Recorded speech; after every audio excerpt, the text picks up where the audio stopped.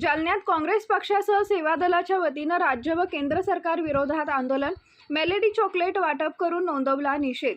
जालना शहरात जिल्हा काँग्रेस कमिटीच्या वतीनं राज्य सरकार आणि केंद्र सरकारच्या विरोधात आंदोलन करण्यात आले।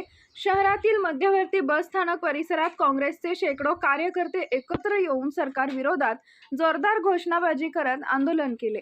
यावेळी आंदोलनकर्त्यांनी आगळ्यावेगळ्या पद्धतीनं मेलेडी चॉकलेट वाटप करून निषेध नोंदवला।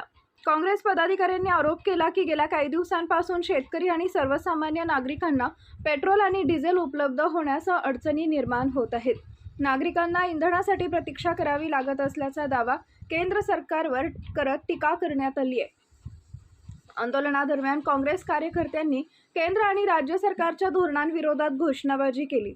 देशातील महागाई, इंधन प्रश्न आणि शेतकऱ्यांच्या अडचणींकडे सरकारने लक्ष द्यावं अशी मागणी आंदोलनकर्त्यांनी केली आहे। यावेळी काँग्रेसचे नूतन जिल्हाध्यक्ष यांनी सरकारच्या कारभारावर टीका करत नागरिकांच्या प्रश्नांवर सरकारने तातडीने उपाययोजना कराव्यात अशी मागणी केली।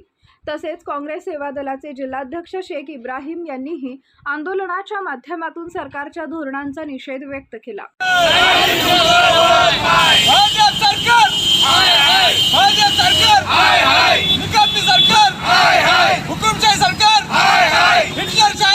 सरकारच्या विरोधात जालना काँग्रेस सेवा दल और काँग्रेस तर्फे आज पेट्रोल पंपासमोर आंदोलन करण्यात आलेले आहे। कारण या देशात डिझेलची मारामार आणि नेटचे पेपर फुटीचे विरोधात आम्ही काँग्रेस पक्षातर्फे विरोध केलेला आहे।